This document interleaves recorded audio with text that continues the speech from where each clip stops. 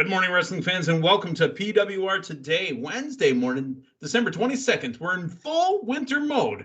The man they call Meathead, and joining us, boy, I'm all excited. You were all that talk about, tests and stick it in and all that other stuff. Oh. Got excited. I want to introduce Linda Kay. Whoa. I mean, I don't know. Do we need to explain what we were talking about, or are we just going to go through that? Yeah, we're going to explain. We were talking about COVID testing, and sometimes it doesn't go deep enough, and, you just got to stick it in there. Some people get it oral. I mean, that's what you were talking about. Right.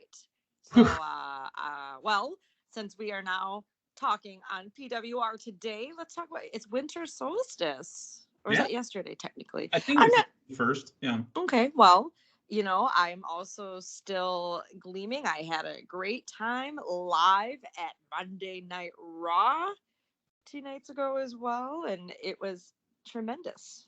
Hey, before we get into what happened at the show for you, can you tell us about our sponsor? Yes. If you caught Linda Kay sitting 7th row ringside, you would have seen her in a collar and elbow t-shirt.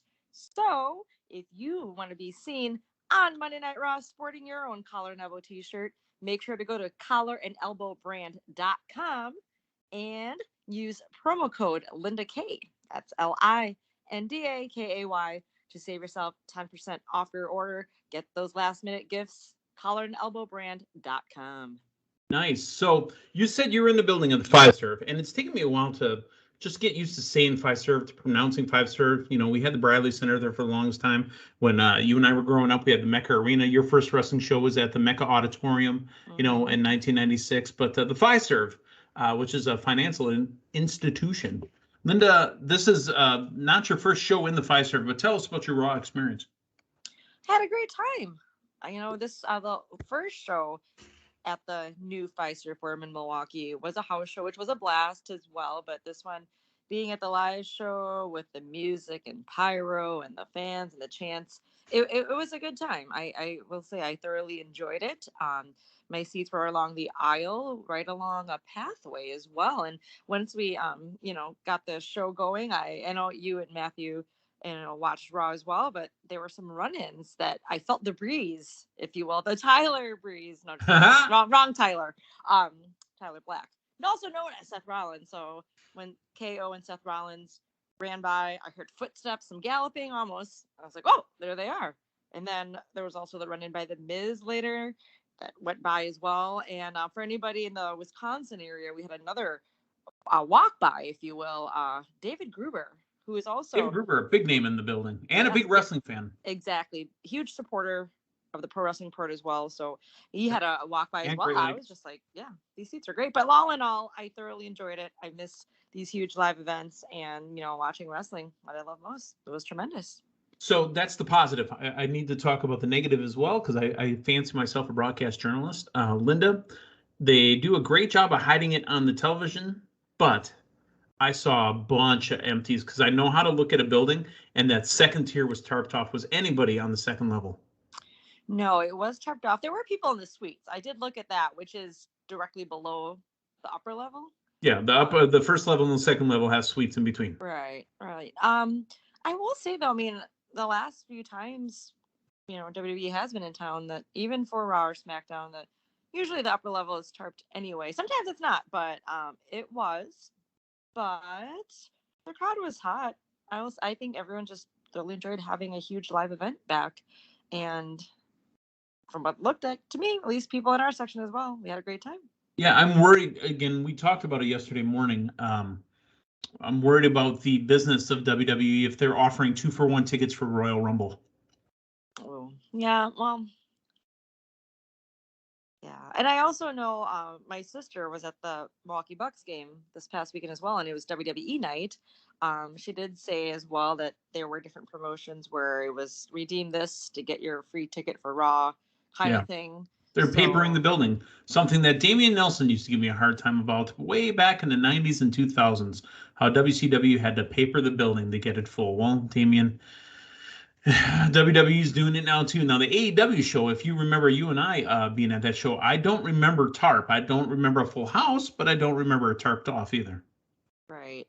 Smaller building. Let's put that out there right away too. I think Yeah. it was I think the arena / auditorium / Panther Arena, whatever it's called, for wrestling doesn't hold more than 10,000. So. Right. I do recall though, there was something bothering you about that one show where there was that one row of seats, camera side, that was empty, and you're like, this is ruining the shot. But Yeah, you're killing it. Why is that empty? It's just bugging me. yeah. All right. But We talk about this, and I want to segue into it too. And I know that you also saw a dark match, a triple threat between the women. I was Bianca, Becky, and Liv, correct? correct. Okay. But I'd segue into some news here. In Canada, the Raptors, the Maple Leafs, the Senators, and WWE are going to have to limit their capacity to 50% starting Saturday after a new Ontario rule. So this is going to affect WWE and all the pro teams as well. They can only fill half the building. They're going back from full capacity down to 50% as they say there is a spread of COVID-19 again, even though, the vaccinated seem to be getting it and they're spreading it to other vaccinated people. COVID-19 seems to still be out there, kind of like a cold. So, Linda, thoughts on, will this spread across Canada, pun intended, or is it going to make it into the States as well? The rules, that is, not the COVID-19. Yeah. It's every state still I has feel its own guilty for the little rules. shot I took there too, but I mean, it is what it is. No worries. Every state does has its own rules, its own regulations, or cities, jurisdictions, if you will. Yeah. I hope not, because obviously we're just getting the live events back. But I guess maybe if Ontario wants to be one of the first, at least North America, that's holding huge arena events, wants to try it out first, see how much. I mean, obviously health is important, but but realistically, you got to look at financials as well. I guess we're going to see how much of a hit this would bring. Right. And here's the thing about that too. So after going through what we did, where everybody went into huge panic mode the first time in 2020, where they just shut down seasons, right? Ended seasons, shut down seasons. It's about that almighty dollar, regardless if it's a Canadian dollar, if it's an American dollar, if it's a pound or a euro. There is no plans for games to stop. I mean, look at what happened in the NFL this last week. A bunch of teams got their games rescheduled to Mondays and Tuesdays. Right. The Packers are going to be playing the Browns on Christmas Day, and the Browns will be having their game pushed out as well because of, a bunch of players landing on the protocols. I mean, seriously, if they just clean up the protocols and make them very limited, you wouldn't be going through all this. I mean, it seems unfairly weighted, maybe one side to another, but, they lost all that money. These businesses will not be stopping. So there will be some sort of capacity in the building, and these seasons will not stop. Right. But looking outside of the leagues or concerts, the musicians themselves, that might be hit financially in that regard, then you got to think again about the city as a whole, like the restaurants, the bars surrounding, just not having to be able not to just serve as many stuff. people.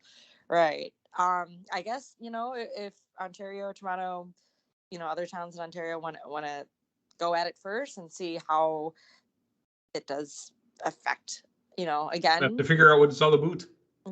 Yeah, exactly. I think that was disdain for my stupid dad joke there. That's what I heard. That's a good one. I mean, I say a boot, you say a gain. Yes, I was just about to say again. All right. One other note I'd like to talk about here real quick. The Hall of Fame for WWE is going to be coming up. It's almost that season again. And one of our friends, one of our Us, Rikishi, says that Umaga should be put into the Hall of Fame. Definitely. Absolutely. I mean, I think we should get some reminders of the legacy of Umaga, some of the matches, the championships held, and I mean, right now, considering how strong the whole Samoan dynasty is being put on top. I think that's perfect. Yeah. So, I mean, any time is right to be inducted in the WWE Hall of Fame, of course, but this time in particular, given Roman Reigns, Usos, the talk of the bloodline, the talk of Brahma Bull showing up. Yeah, I think that would be a great time, and with a lot of WB programming, showcasing packages, highlights, footage, bullet points, a lot of talents, whether past or present. This would be a good time for a lot of our current audience to be reminded of the legacy that was Umaga. Well, I'm for it. I'm definitely for it. Let's get, wait, let me, in all due respect to our friend Armando Alejandro Estrada, let me say Umaga's name correctly. Are you ready? Yes. Umaga. Yes. And I didn't now say say Armando's Armando name Alejandro right. Estrada the way Armando says it. Yeah, I didn't even say his name right. Hold on, let me get a drink here. Okay. All right, are you ready? Armando Alejandro Estrada. Nice. All right, if we're going to say their names, let's say we'll put some respect on their names. Yes. Otherwise, Rikishi will have to tell me the story about eating turkey ass again. We'll have to get it. All right. Just kidding, Oos. All right, we're good. Let's talk about NXT from last night. By the way, ironically, we didn't see him last night, but another member of the Bloodline is on NXT 2.0. And there's a problem, but we didn't see him last night. Mm-hmm. Let's talk about what the problem was with NXT last night, which is not a lot. Linda Kay, either A, you are the blessing that they need, or B, you lucked into talking about one of the better NXTs in the 2.0 era. Maybe it's a little bit of both. Little from column A, a little from column 2. Right. Well, also, it was live last night, so I think just my energy from being live at Raw carried over. Did you fly in with AJ to go check out NXT? Just kidding. Would you know? I sure did. Now I'm back in Milwaukee already. There you go. The Milwaukee, which is Algonquin for the good land. Good land. All right, the show starts off with Grandpa Ciampa, the NXT champion, Tommaso Ciampa, in the ring. He has a great promo, but, it gets interrupted by Braun Breaker. I thought that Braun Breaker looked stronger in this promo than Ciampa did. Braun Breaker, I think the clock is ticking. No pun intended to recently released Karrion Kross, but the clock is ticking on the reign of Tommaso Ciampa. Yeah. The way everything's been put into place, we've got 2 weeks to New Year's Eve. Everything's just, this is his time.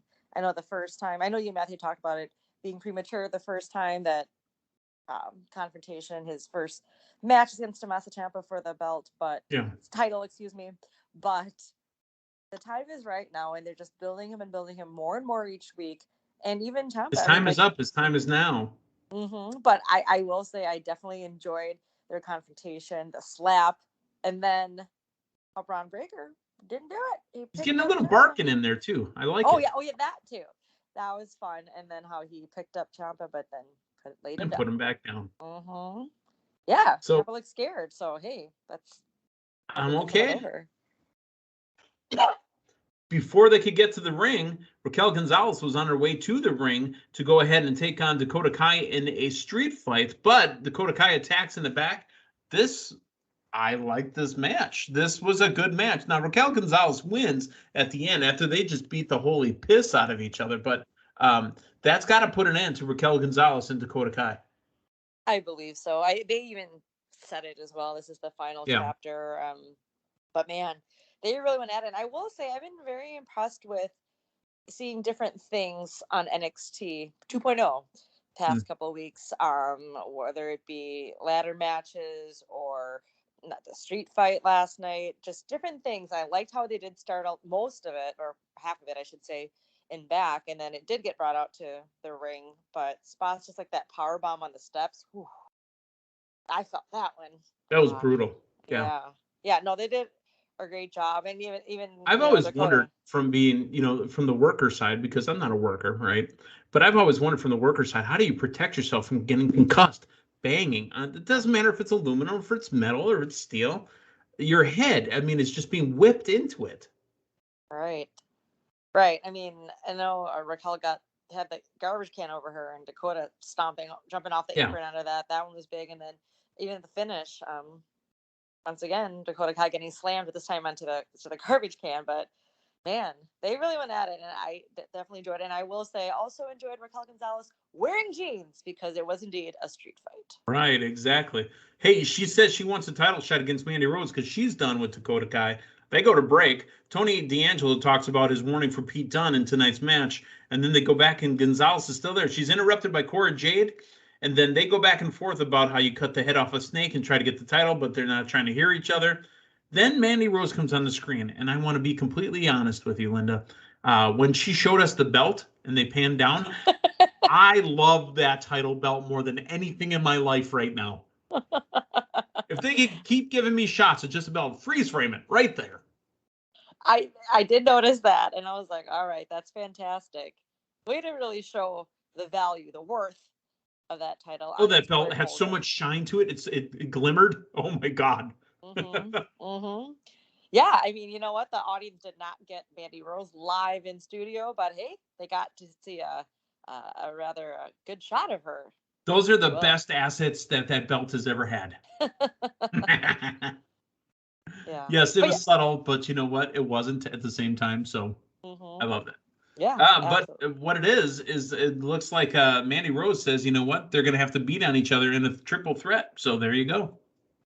Yeah, I'm cool with that. I mean, this is something that's kind of being built ever since Cora Jade getting, that victory for the team at War Games. She's been featured a lot more, and inserting herself, or at least getting it out there that, hey, I deserve to be in the title hunt as well. Yeah. And her and Raquel, even though they're friends, now a little conflict. Okay, but now Mandy Rose welcoming them both. I'll take that. So here's how slow-witted I am, right? Milwaukee Public School education, folks. When Harlan tossed the WWE producer down the flight of stairs, I was like, are they really calling this guy Kendrick? Just like the last Brian Kendrick that was in there? Linda, that is Brian Kendrick. Yeah, the Brian Kendrick. Yes, I'm such a putz because I didn't realize it until, and I'm skipping ahead, but we'll come back. I didn't realize it until he cut his promo at the end where he took off his neck brace, said he signed a waiver relinquishing his job as a coach, and he's going to be an in-ring competitor again. I'm like, oh my God, that was the Brian Kendrick the whole time. What an idiot I am. Well, they did, take away the, but I think this is a time once again for them to showcase Brian Kendrick and what the Brian Kendrick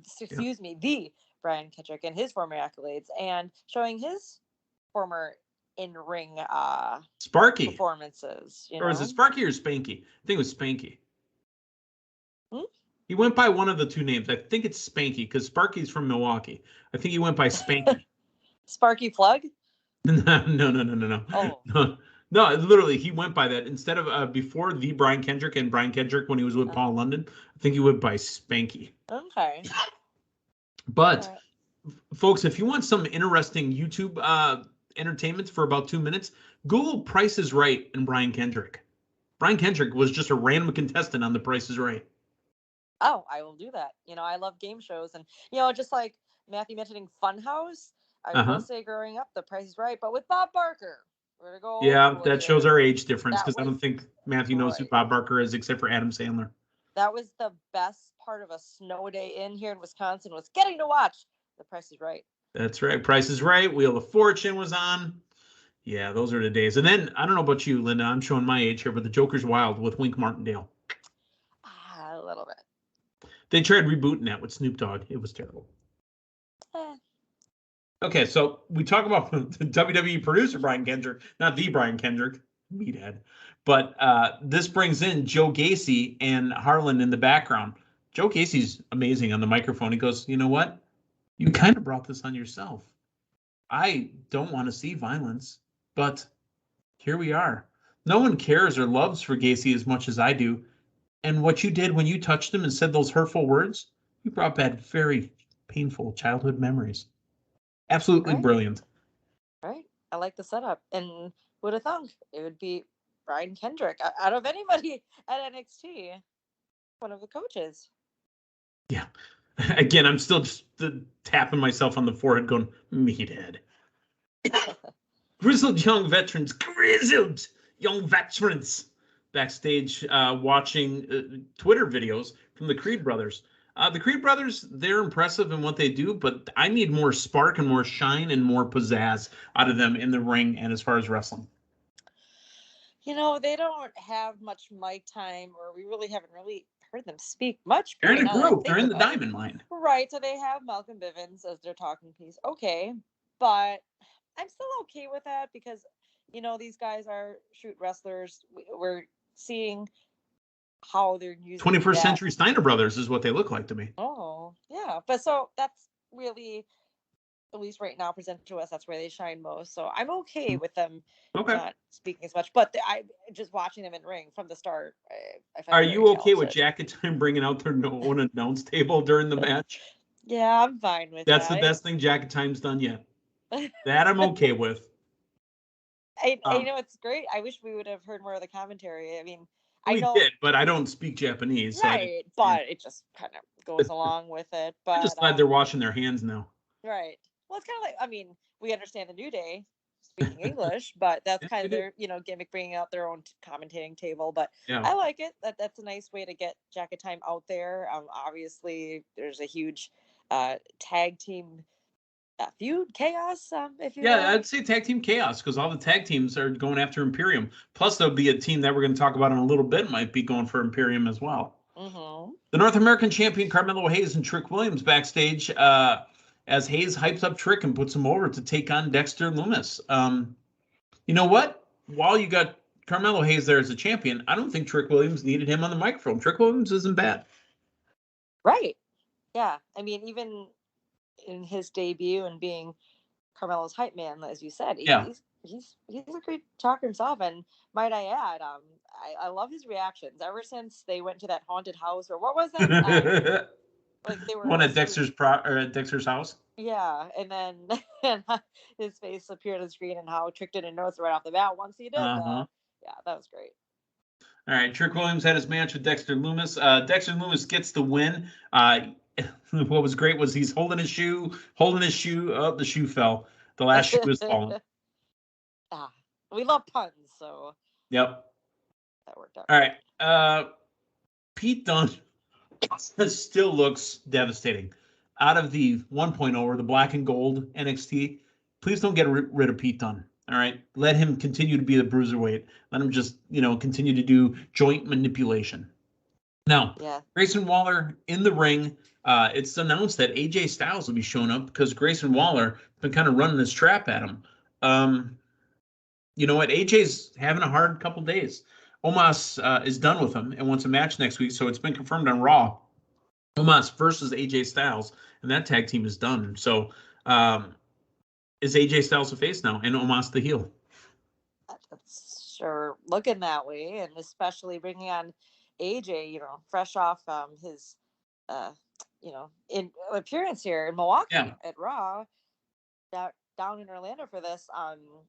Definitely putting him against who we're trying to have be the most hated man on NXT right now, Grayson Waller.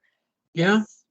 So AJ definitely a face right now. I mean, and that kind of works both ways. Like I said, that kind of makes him a face. So when he goes up against Omos, he'll be a face. Coming down to NXT, he'll be a face as well. Let's talk about the Raw Tag Team Champion, Bro Riddle, hanging out with MSK, the Shaman, handing out scooters. They get run over by a car. It was all a bad dream, or was it? They're on their way next week to call out Imperium and try to get their tag titles back. Riddle will come with. Yeah, okay. So once they got to the very end of that segment, the best day ever, the first time best day ever flashed on the screen, and then that bus came back, and then they were wearing the clothes that they wore when they initially started this journey to find the shaman. It was a dream meeting. I mean, right? I at first was like, it has to be, because that's maybe exactly it's the magic how this of the started. bro.